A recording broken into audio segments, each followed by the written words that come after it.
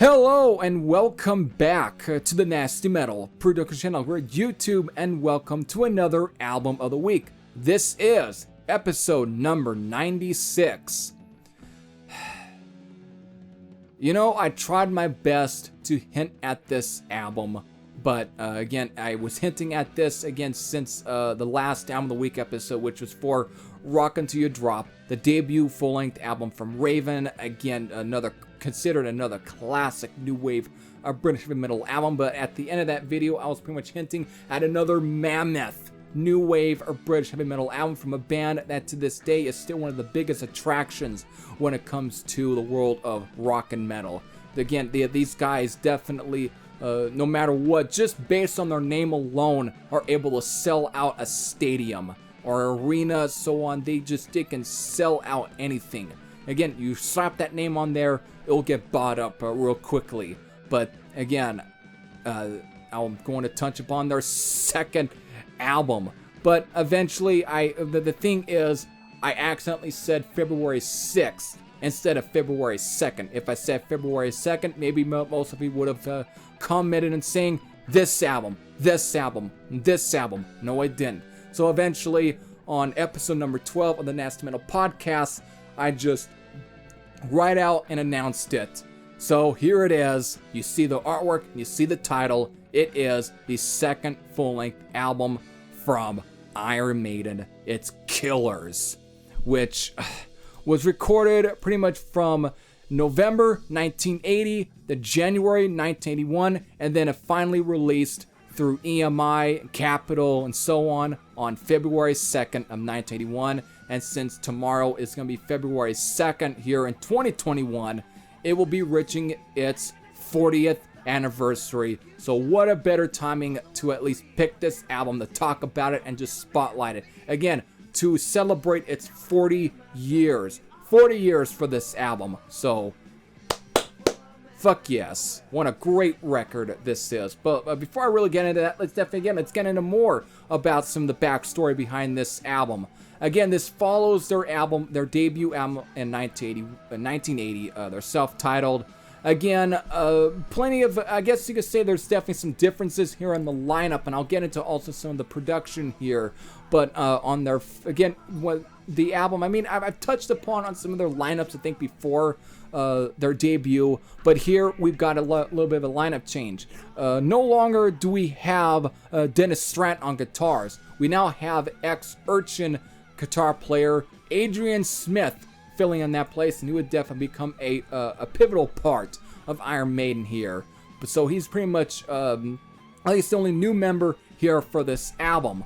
But of course, besides that, we also have new producer Martin Birch, or at least on the album he is pretty much listed as Martin Headmaster Birch, who of course replaces Will Malone, who had produced their debut full-length album. So I guess after the first album, since obviously they started to get more of the more money in and so on, they're able to finally, I guess, afford Martin Birch. But the thing is, if you ask Steve, especially what I've read from interviews of Steve Harris, he said he always wanted Martin Birch to begin with to produce their first album. But the thing is, he's always kind of felt that they weren't ready yet to be in the presence of Martin Birch, or at least to have him handle their albums yet. So again, he had to kind of, I guess, warm up to that idea finally, and I guess it came into the play finally here for Killers. But when Martin Birch came in and finally was hearing the band, he pretty much then asked Steve Harris why he was never asked for in the first place. Why was Will Malone?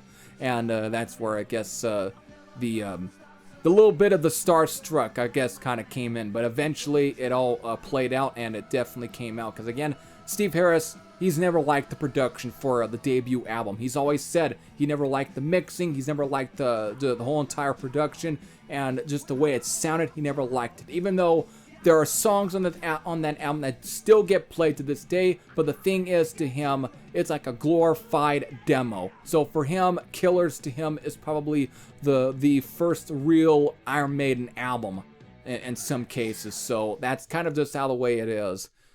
Which again, I kind of disagree, because again, the debut album is where everything started, but at the same time, again, artists can feel always different towards some of their own work. So there's always going to be different opinions there. But again, no matter what it is what it is, but it finally led here for Killers. So everything just came into play here, and eventually here I'll also touch on the various different pressings of the album. But we got plenty, of course, plenty of different pressings. When it came to the first album, I touched upon at least two versions of it, which basically the first album had at least two different track listings for two different pressings. But for Killers here, this is the first one they have where it has three different track listings for three different pressings. Again, being, for like the regular UK or German pressing, then of course the American pressings, and then the Australian pressing.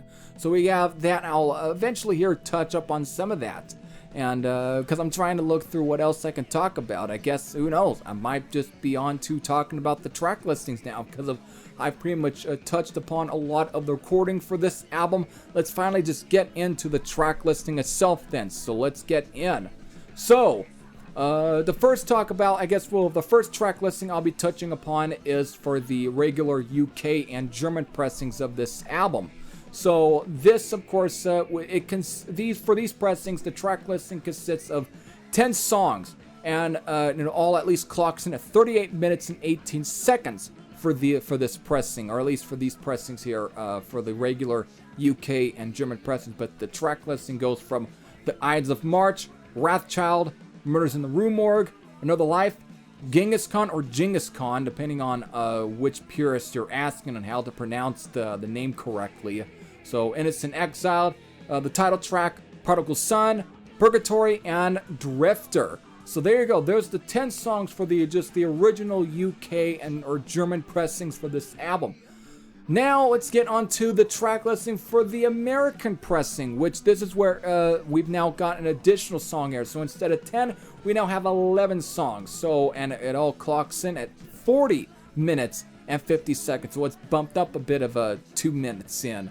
So this track listing goes as follows: The Ides of March, Wrathchild, Murders in the Rue Morgue, Another Life, Genghis Khan or Genghis Khan, Innocent Exile, then the title track, Twilight Zone, Prodigal Son, Purgatory, and Drifter. Now, Twilight Zone, again, it's being listed here at least as number 8, but a lot of the CD reissues for this album that at least follows the American version, or at least the track listing for this album, it's now, Twilight Zone gets listed as track number 10.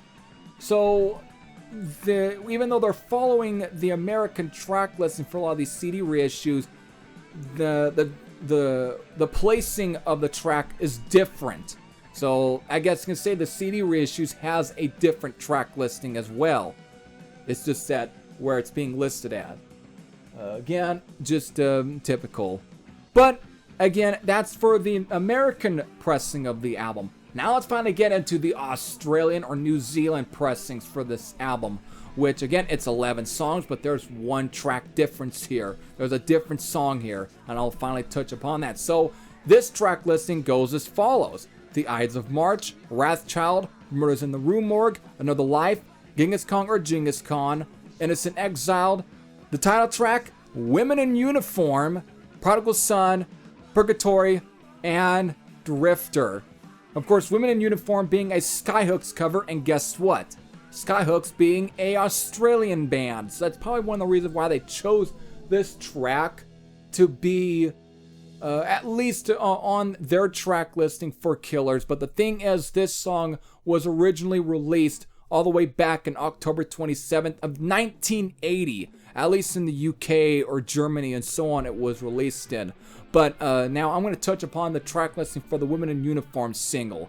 So for at least a 7-inch, it'd be Women in Uniform on the A side and Invasion on the B side. Because Invasion was originally, I believe, was recorded for like the Soundhouse tapes, but I don't know if it ever was used on any of the official pressings for the Soundhouse tapes. But it was at least recorded for it, but it got re-recorded here for the Women in Uniform single.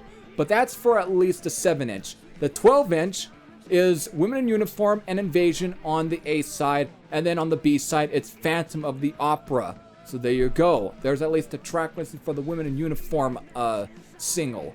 So there you go. There's the track listing. Of course, I should touch upon the time length for the Australian version and New Zealand pressings. It's 41 minutes and 25 seconds. So there's your track listings for this album. And I guess this is where we can now touch upon a lot of these finally on the album itself. Because this album, again, it embodies the term classic, or at least the term classic should be this album right here. Because of, again, just saying the word classic doesn't do justice for this album. Because it pretty much is, again, it's the embodiment of what you would use the term classic for. But goddamn, I mean, it starts off with the instrumental, The Ides of March, which, again, it's a classic opening instrumental. I mean, 1 minute and 48 seconds. This is just a classic way to open up the album. But the thing is, since last year, I pretty much touched upon Samson's album Head On, which has a track called Thunderburst, which I made I've already kind of quoted some of it on how it's pretty much Thunderburst was pretty much what the Ides of March became in. However, since I can't remember if I quoted this anyways, because it's all here on Wikipedia, I'll just quote it here again for this video here. So here we go. The Ides of March. Again, it's being pointed out it's nearly identical to Thunderburst, again, by Samson on Head On, which again, it featured pre-Iron Maiden singer Bruce Dickinson on vocals. However, the Ides of March was written during the brief time in 1977 in which future Samson drummer Thunderstick was a member of Iron Maiden, at least at that time in 1977. So while Harris took sole credit for the Ides of March, Thunderburst on Head On is being credited to Harris and all 4 members of Samson. Again, the lineup being Bruce, aka Bruce Dickinson, Chris Ulmer, Paul Sampson, and then Thunderstick, aka Barry Purkis.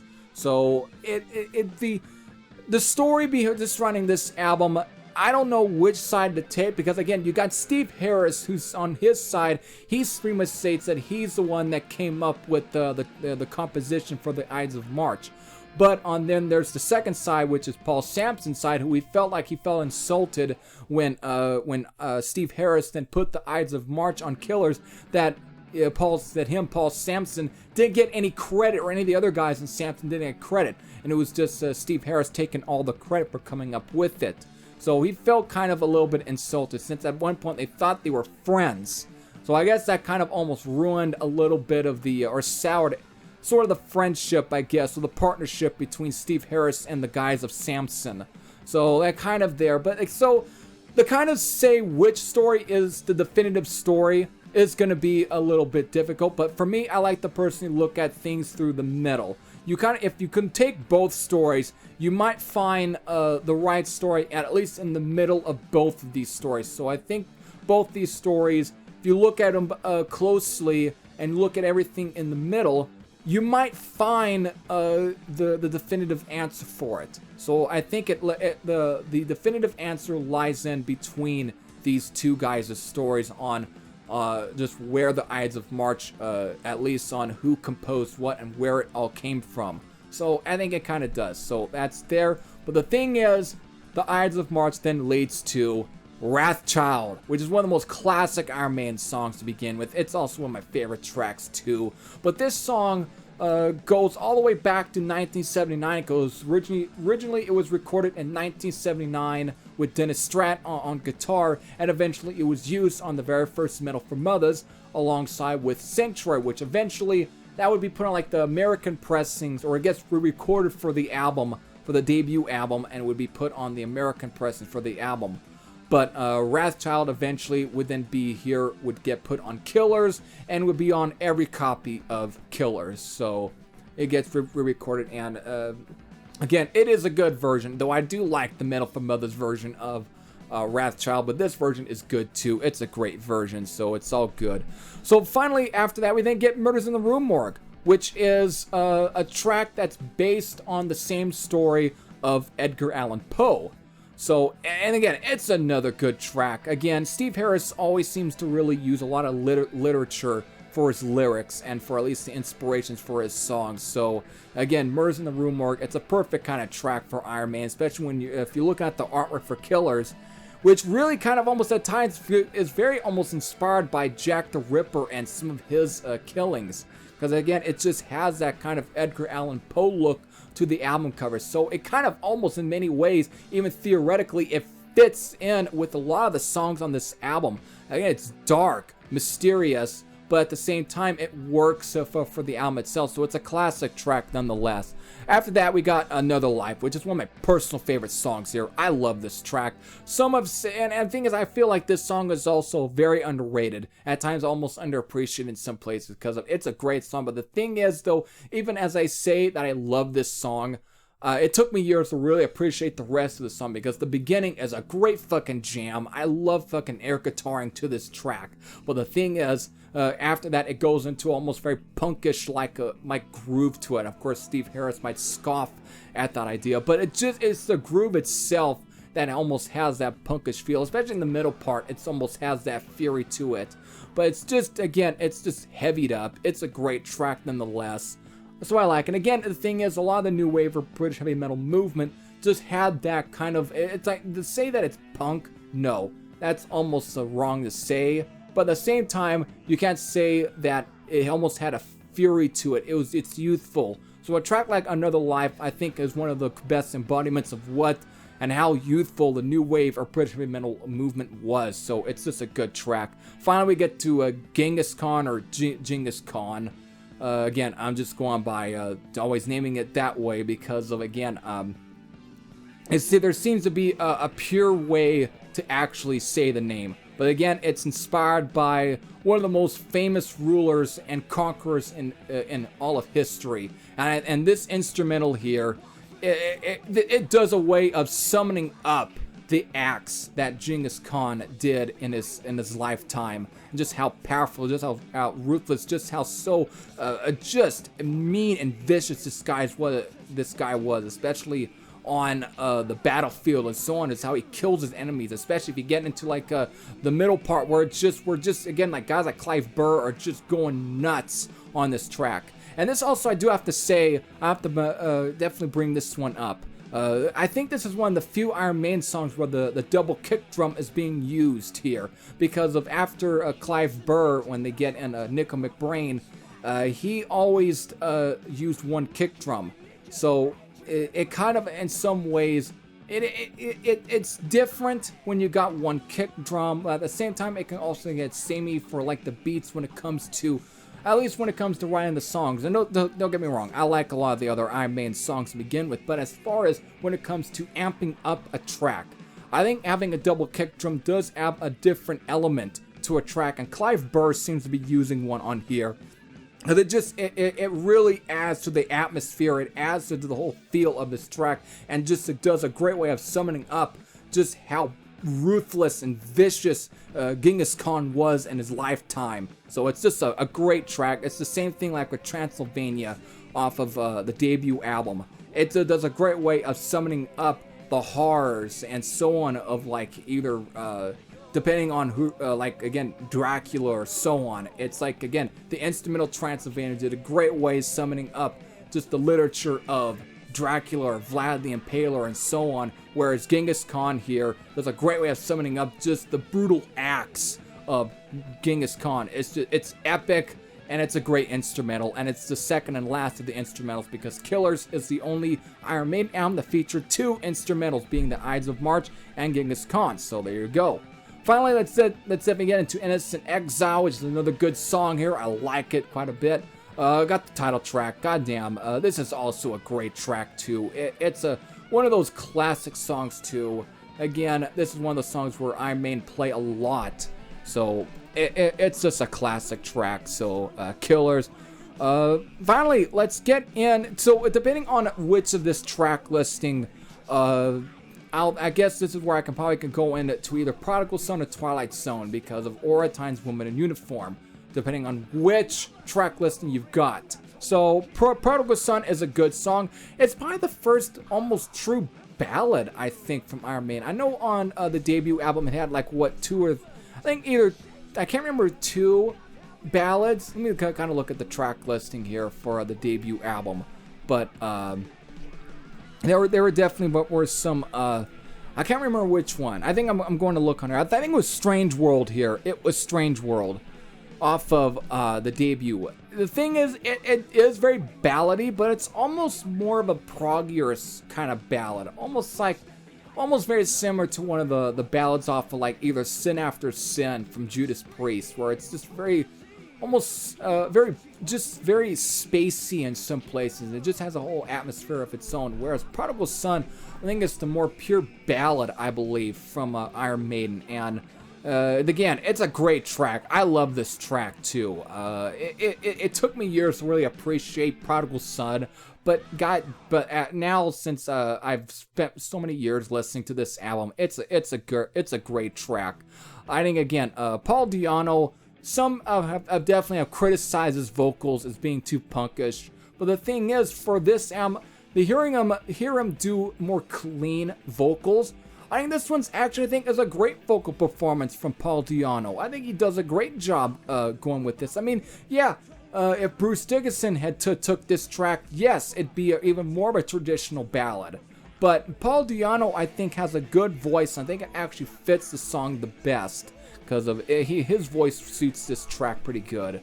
So it's a good track, and I definitely say it's probably the most traditional ballad, I think, from Iron Maiden. But it's a good song. It's got its own atmosphere. It's great. Twilight Zone, which again would have been track number 8 on like the American pressings for it, is a straight up speed metal track. It's great. Of course, it was released as a 7-inch or a single in the UK and Europe and so on, again with Wrathchild as the B-side, but I think on the 12-inch pressing for this one, no, same tracks here for every one of these pressings. Here's the 12-inch. Again, just same track. I'm just looking through a lot of the pressings here on Metal Archives to get the track listing, and it just seems to be the same. But again, it was released as a single in at least most of the world. So again, with great artwork too. Also, I forgot to touch upon some of the other singles. I mean, Murders in the Rue Morgue has its own singles too, and it's a great cover too for that one. Just cool, badass cover. And then Wrathchild, just all great. Again, it was actually released as a single, also in 1981 in Japan, but I believe there was another single too. Actually, I believe it was the it was the Sanctuary one, I think. You know what? It doesn't even matter. I'm going off on a tangent that has nothing to do with some of this. But again, great stuff there. So again, they all were given singles and so on. So there, the Women in Uniform song, which would have been track number 8 for like the Australian pressings. Say what you will, I think it was a good cover. Iron Maiden rarely do a lot of covers, though they would eventually do some covers.